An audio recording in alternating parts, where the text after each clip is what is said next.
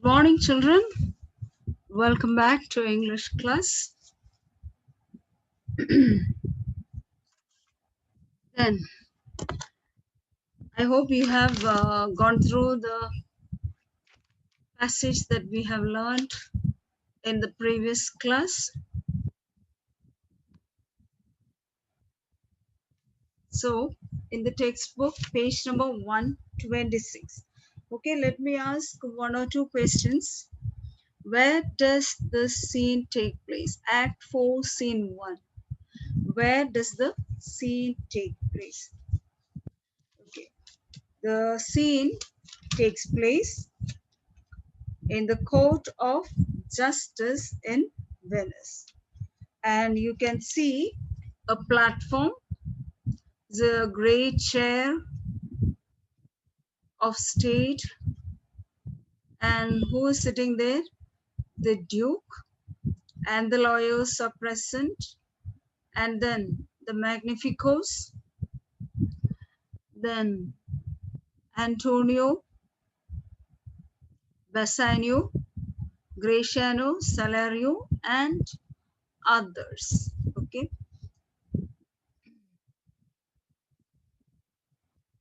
Now,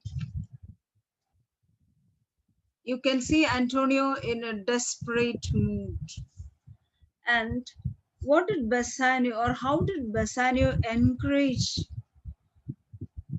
Antonio, assuring him of every help? How did Bassanio encourage him?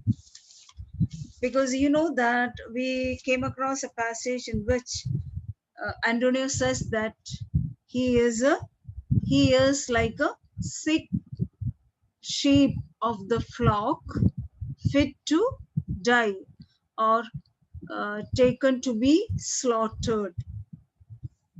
So he says that he is the fittest to die. At this time, how does Bassanio encourage him? Okay. So Bassanio tells Antonio not to lose hope and have courage, but to have courage.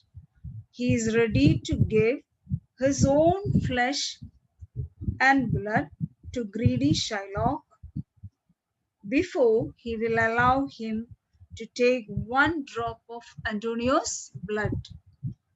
So this is what Bassanio tells Antonio. That means Bassanio will not allow Shylock to take even a drop of blood from Antonio.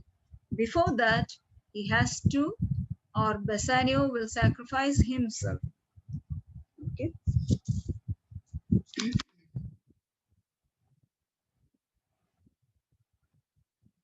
So after the speech, okay, who comes to the scene?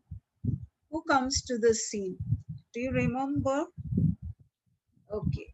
See that page 126? Enter Nerissa dressed like a lawyer's clerk. So as they were speaking, or immediately after Antonio's speech, who enters the scene?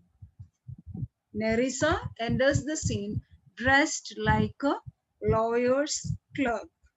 Okay. So the Duke asks Nerissa whether she has come from. So we'll say she, because, okay, but Nerissa is disguised as a young man, okay, as Portia disguised as a lawyer and Nerissa as clerk, okay. So both of them are disguised as young men. So Nerissa, uh, Duke asked Nerissa whether uh, he has come from Padua, and that is from Valerio. Okay, so she answers, or she replies that from both. That means she came from Padua and Dr. Valerio has sent her. Now, see page number 128. Bassanio becomes angry when he sees Shylock wetting his knife. Okay, you can see the court scene here. Okay.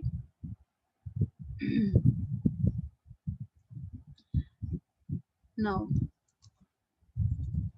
why does thou whet thy knife so earnestly? So Bassanio asks Shylock why he is sharpening his knife so keenly. So what was Shylock's reply? To cut the forfeiture from that bankrupt there. So we have completed up to this line. Okay.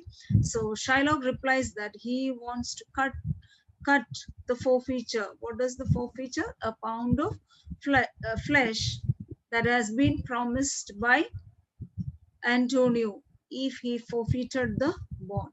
So to cut off the pound of flesh which has been forfeited by the bankrupt there. So Shylock is pointing to the place where Antonio is standing, and he says to cut the forfeiture from the bankrupt there. Gratian, not on thy soul, but on thy soul. Harsh Jew, thou makest thy knife keen, but no metal can, no, not the hangman's axe, bear half the keenness of the sharp envy. Can no prayers pierce thee? So Gratiano becomes very angry. Okay, and so he tells that not on thy soul. So Gratiano saw him, or he tells that no, you should not sharpen your knife on the sole of your shoe. S-O-L-E, that is the sole of your shoe, but on thy soul, but on thy soul.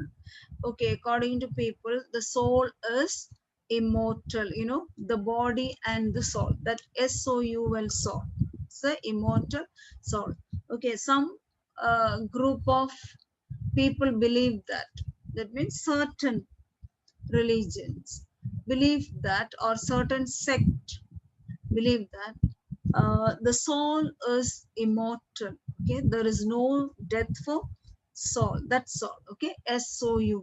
So not on the soul. Not, you should not sharpen your knife on the sole of your shoe, but on your soul. Harsh Jew, cruel Jew, thou makest thy knife keen. So uh, you are making your, or you are sharpening your knife very keenly, but no metal. But he says that no metal, not even the hangman's axe, bear half the keenness of the sharp envy. So he tells that, Gratiano tells that Shylock's envy is sharper than the hangman's axe. Okay, so what is the reference here? Hangman's axe. Okay, see, hangman, you know that he's the official who execute the condemned men. Okay, so he is called the hangman. Now in England, the law-born criminals or men charged with ordinary offenses were executed by hanging. Okay, but noble or political prisoners, you know that noblemen or political prisoners, they would be beheaded with an axe. Okay, so the same hangman does that. Okay, so he just execute with an axe. So that's why Gratiano refers to the sharpness of the hangman's axe. So he tells that Shylock's envy is sharper than any other metal, and it is sharper than even the hangman's axe. Can no prayers pierce thee? Okay, so can any prayers penetrate your heart? Okay, that's what Gratiano asked Shylock. Next part.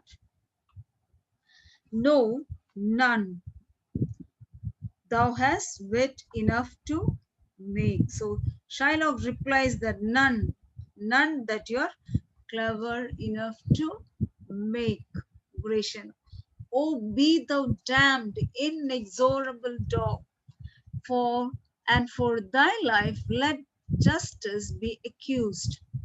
Thou almost makest me waver in my faith to hold opinion with Pythagoras, that souls of animals infuse themselves into the trunks of men. Thy courage spirit governed a wolf who hanged for human slaughter. Even from the gallows did his fell soul fleet, and whilst thou layest in thy unhallowed den, infused itself in thee, for thy desires are wolfish, bloody, starved, and ravenous. Okay, so at this time, Gratiano is very angry, and he calls him, "O thou be damned, inexorable dog." So he says that he may be cursed, a stubborn dog, inexorable dog, a cruel dog. For thy life let justice be accused. So justice system of Venice should be blamed, because it is that justice allows Shylock to live like this. Okay, so that's why he says it is the justice that should be blamed, because it allows Shylock to live. Thou almost makest me waver in my faith. So he tells that this Shylock makes him waver in his faith. That means okay, Gratiano is a Christian, and the Shylock often makes him waver in his faith. That means lose faith in his religion, in the Christian religion. Thou almost makes me waver in my faith. Okay, to hold opinion with Pythagoras. So he says that he tends to lose or lose his faith in the Christian religion, and he is inclined to believe in the theory of Pythagoras. Okay, you know that. Okay, Pythagoras was a Greek philosopher and mathematician. You might have studied the Pythagoras theorem in maths. Okay, so Pythagoras was a Greek philosopher and a mathematician. So why he is referred here? You know why? Because Pythagoras taught the doctrine of transmigration of souls. Okay, according to this theory, the souls of some human beings, after their death, they pass into animals, and those of animals into some men. Okay, this is what the doctrine tells. The doctrine of, what is that? Tell. The doctrine of transmigration of souls. Okay, so it was the Greek philosopher and mathematician Pythagoras who taught this doctrine. So according to the Christianity, or Christians do not believe this.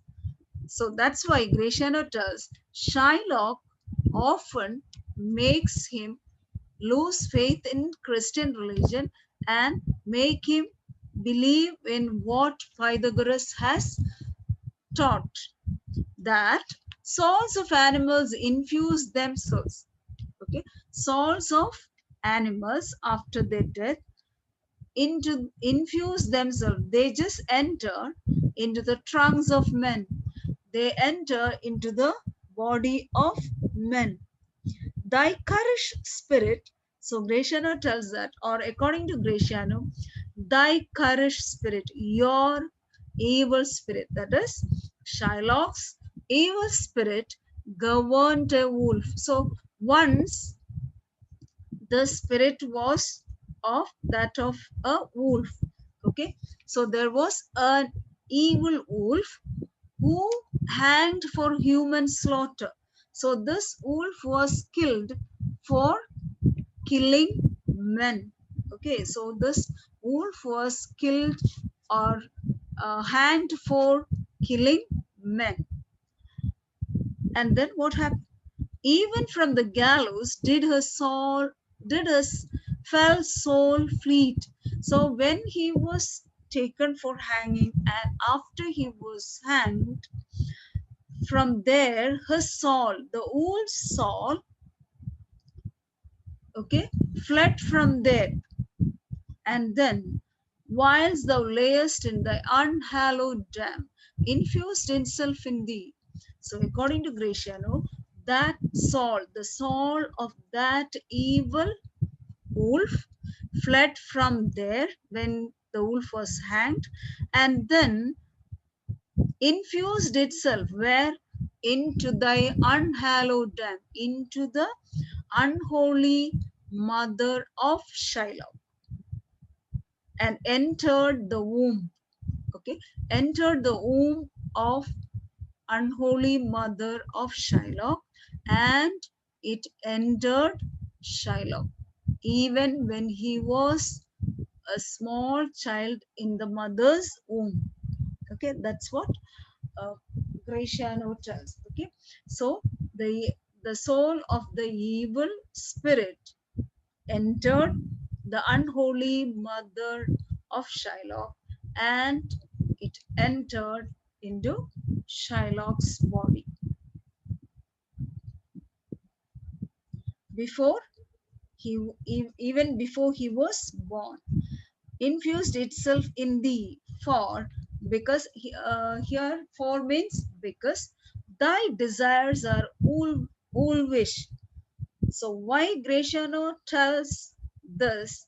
Because his inclinations or his desires, or all his desires are like what? Are wolf-like. Okay. So his desires are like that of a wolf. How? Bloody, that means bloodthirsty. Bloodthirsty, starved and ravenous. Okay. So always starved and ravenous, again hungry and bloodthirsty, hungry, bloodthirsty and evil. That's why he tells that he has the soul of the evil wolf. Shiloh, till thou canst rail the seal from off my bond, thou but offendest thy lungs to speak so loud. Repair thy wit, good youth, or it'll fall to cureless ruin. So Shylock replies that till thou can rail, till thou can rail the seal of my bond. Now Shylock is sure that nobody can take his right from him. Okay, so he rebukes Graciano, okay, and tells that he is simply injuring his lungs.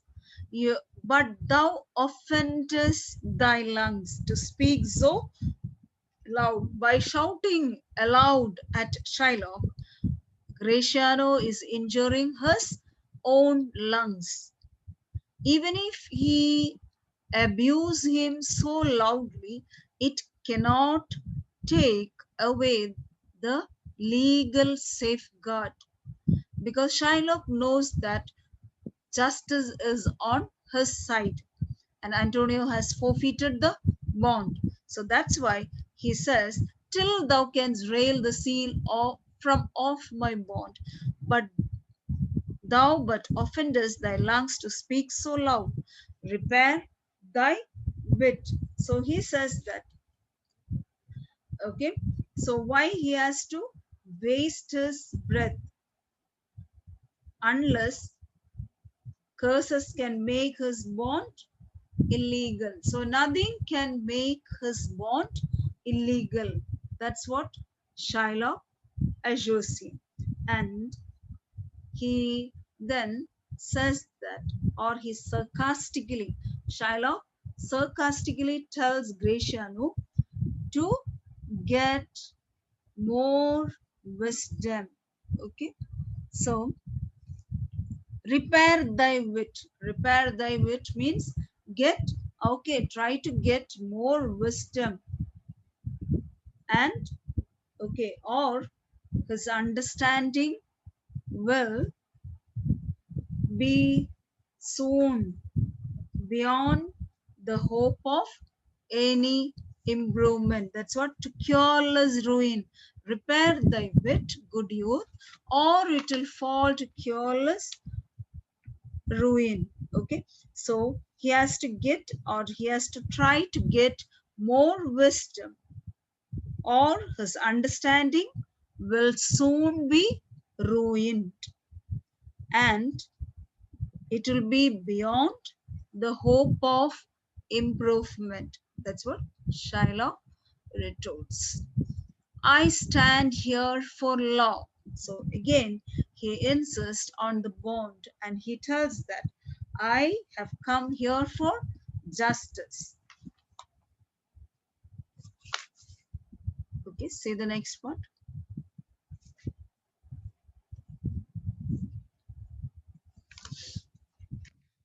Duke. Now, Duke has the letter. This letter from Bellario doth commend a young and learned doctor to our court. Where is he? So, this letter, he reads the letter and tells that this letter recommends, or Dr. Bellario in his letter recommends a young learned lawyer to this court. And Duke asks, where is that person? Where is he? Nerissa. He attended here and here hard by. So Nerissa, as the clerk, replies that he is here. Okay, he is just close by. And to know your answer, whether you'll admit him. So Nerissa replies that the lawyer is waiting for the Duke's answer, whether he will admit him or not. Duke, with all my heart, some 3 or 4 of you go, give him courteous conduct to this place. Meantime, the court shall hear Bellario's letter. So the Duke, when he comes to know that the person who was recommended by Dr. Bellario has already come here, he says, yes, with all my heart. Okay, so he welcomes, or he is wholeheartedly welcomes the lawyer who was recommended by Dr. Bellario. Then he tells the people who are standing near, he tells that one of, or 3 or 4 of you, please go and welcome him and bring him here, or escort him with courtesy. Okay, escort him with courtesy or give him a courteous welcome, courteous conduct to this place. Meanwhile, the court shall hear Bellario's letter. So, um, at this time, the court can hear what Bellario has written in his letter. Clerk reads. So the clerk reads the letter that was sent by Dr. Bellario. Reads.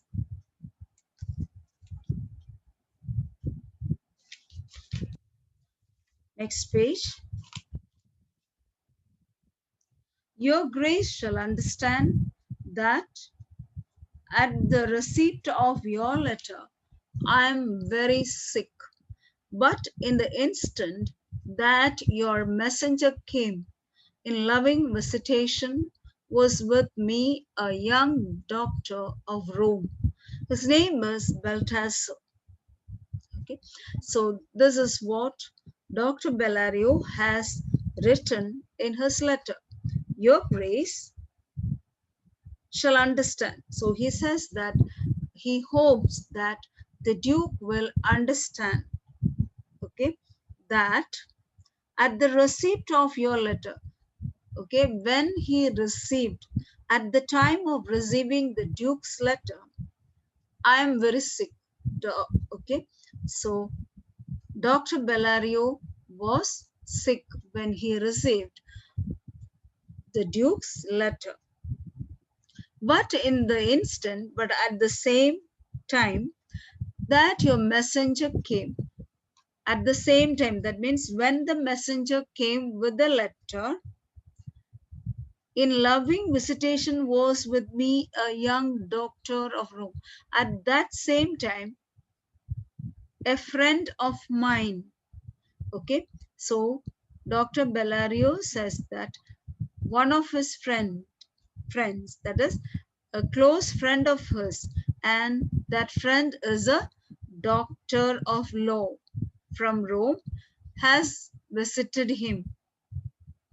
His name is Balthazar. So what was his name?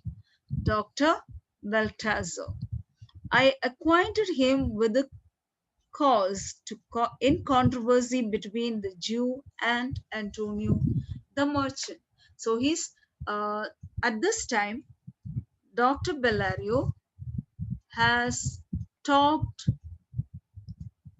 to Balthazar about the dispute which was going on between the Jew and the merchant, that is Antonio. We turned our many books together. What does it mean? We turned our many books together. That means both of them referred many law books. Then only, see, if they have to argue for a case, they have to refer many law books and learn from it. Then only they can argue that case in the court. So both of them, Dr. Bellario and Baltasar, both of them referred many law books together. And according to Dr. Bellario, he is furnished with my opinion. Okay, so he says that he brings, okay, he brings with him his Dr. Bellario's opinion. Okay. So, or he is acquainted with his opinion, and then which bettered with his own learning. Okay, and this is enriched by his own learning, because he is also a learned lawyer, and that is enriched with his own learning. The greatness whereof I cannot enough comment. Okay. So he tells that Dr. Bellario has written in his letter that he cannot praise too highly, okay, because he is bringing, okay, he comes with him at my importunity. Okay. So he is coming there, that means to the Venetian court, at his own request, at Dr. Bellario's request, okay, to fill up your grace's request in my stead. That means in my absence, to fill up your grace, to fill up your grace's request. Okay, so he is coming there at Dr. Bellario's request to fulfill or carry out the Duke's request. Okay, the Duke's commission instead of Dr. Bellario. And then let his lack of, I beseech you, let his lack of years be no impediment to let him lack a reverent estimation. So he has written that let his lack of years be no impediment. So he is a very young lawyer, but he is learned one. So he says that let his lack of years, that means he's not much experienced, he's a young lawyer, and that lack of years, lack of experience, okay, or this youthfulness should not be considered as a reason for withholding withholding the Duke's respect for him. Okay, that means even if he is a very young lawyer, he's learned and he has, or he is very acquainted with this particular case, and they have learned this case very well. So he should be given due respect. Okay. For I never knew so young a body with so old a head. Okay. So he says that young a body with so old a head. That means even though he is very young, his head is very wise. That means he says that as people grow older, they become wiser. So that's why it is said, even though he is young, he is wiser. Okay, so he says he has never come across a person so young and wise. I leave him to your gracious acceptance. Okay, so he hopes that the Duke will receive him graciously, whose trial shall better publish his commendation. So when he does the trial, or when he argues this case in the court, he will show up, or he or the Duke will understand this. Okay, so this will show how much he is, or how much better he is than how Dr. Bellario has praised. So this is the letter from Dr. Bellario recommending the lawyer Balthazar, that is Portia disguised as the lawyer Balthazar. Okay, Duke, you hear the learned Bellario, what he writes, and here I take it. Is the doctor come? So the Duke is ready to accept the learned Bellario. Okay, so he asked the court, have you all heard what Dr. Bellario has written in his letter? Okay, and here he accept or he welcomes the doctor of law. Here doctor comes, that is the doctor of law, Dr.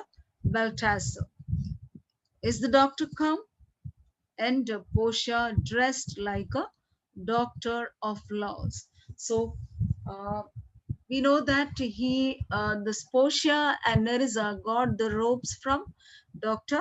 Bellario, and now Portia is dressed like a lawyer, doctor of law. Give me your hand. Come you from old Bellario. So the Duke shakes hand with the lawyer. Oh, you came from old Bellario? Portia, I did, my lord. So Portia replies, I do. Okay, yes, my lord, I come from Dr. Bellario. Duke, you are welcome. Take your place. So the Duke welcomes her and give the place. Are you acquainted with the difference that holds this present question in the court? So the Duke asks whether Portia has acquainted with this particular case and the dispute that is going on between the Jew and the merchant Antonio. The to hold that holds this present question in the court. Portia. I'm informed thoroughly of the case. Okay, so Portia replies that she has, okay, she is well informed about this particular case, which is the merchant here and which is the Jew. So this is the first time she is going to face or going to see Shylock and, okay, Antonio. So she asks, which is the merchant here? Who is the merchant here? And who is the Jew? Duke. Antonio and Shylock both stand forth. So now Duke orders Antonio and Shylock to stand forward, okay, to come forward and stand in front of the lawyer. Portia, is your name Shylock? So looking at Shylock, Portia asks him whether his name is Shylock. Shylock answers, Shylock is my name. Yes, Shylock is my name.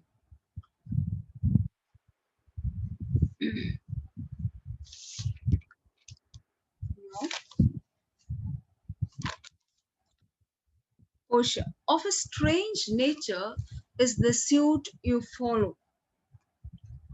Yet in such rule that the Venetian law cannot impugn you as you do proceed. You stand within his danger, do you not? Okay.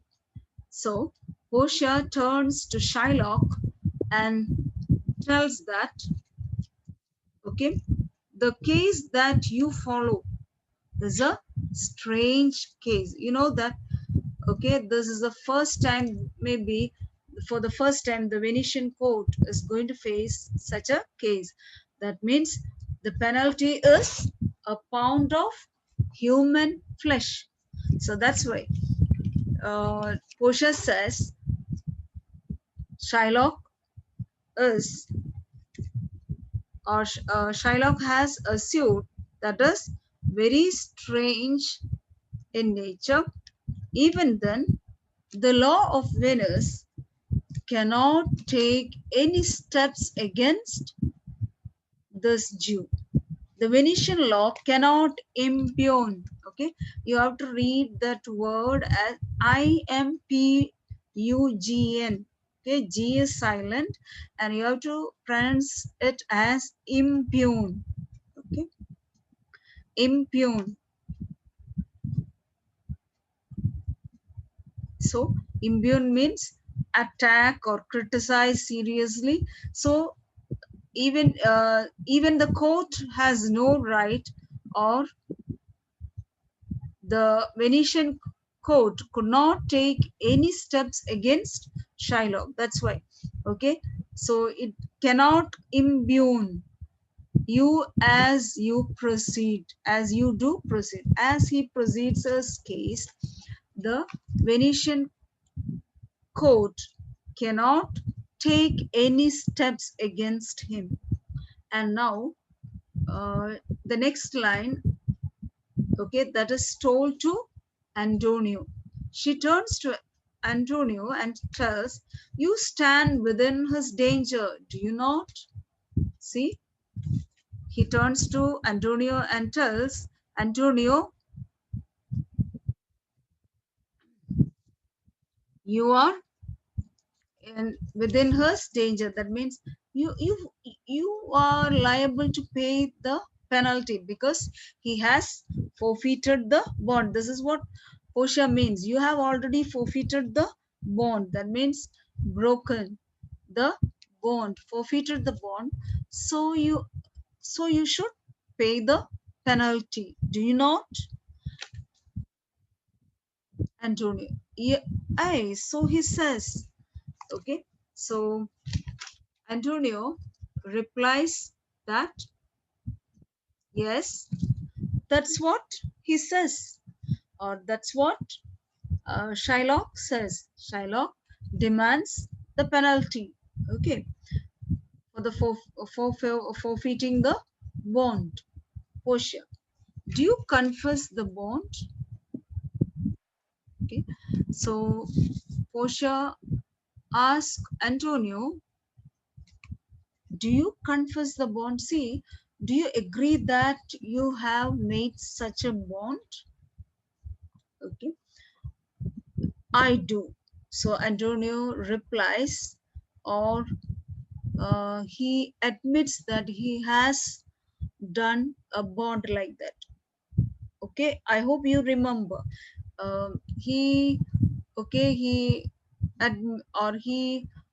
writes in the bond that if he fails to pay the 3,000 ducats within 3 months, he will give, okay, a pound of flesh from his body, any part of his body that Shylock likes.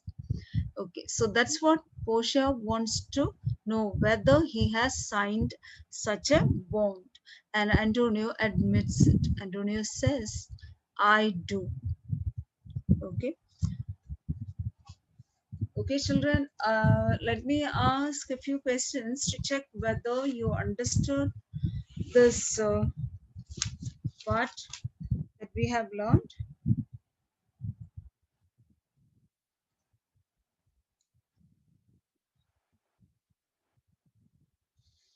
Okay, who was Pythagoras, and what was the theory about rebirth according to him? Pythagoras was a Greek philosopher and mathematician. Okay, and what was his doctrine? He taught the doctrine of transmigration of souls. And according to this theory, the souls of some human beings pass after death into animals, and those of animals into some men. So this is the transmigration of souls. Okay, and what did you understand from waver in my faith? So Graciano tells, see, that Shylock often tends to make him waver in his faith. What does it mean? It means that to lose faith in his own religion, that is Christianity, because Christianity, uh, okay, do not believe that the soul of the people when they die, okay, migrate to other animals or other human beings. That's why he says he lose faith in his own religion. Now, according to Graciano, how did the spirit of the wicked wolf enter into Shiloh? The spirit of the wicked wolf entered into Shylock's body when he was in his mother's womb. The wolf was killed for manslaughter. Okay, and from the gallows, the soul fled from there and entered into Shylock's mother and entered Shylock before he was born.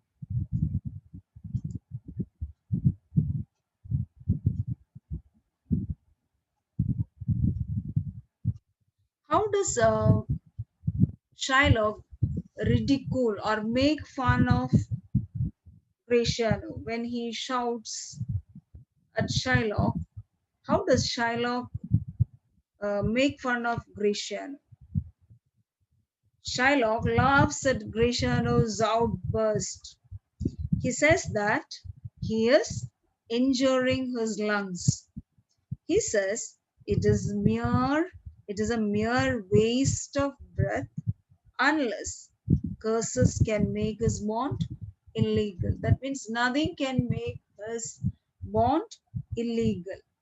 So he sarcastically tells Graciano to try to get more wisdom, or his understanding will soon be beyond the hope of any improvement. That's what Shylock, or that's how Shylock makes fun of Graciano. Okay, children, please be thorough with the textbook. Please read thoroughly. Okay, and we can meet in the next class. Till then, bye.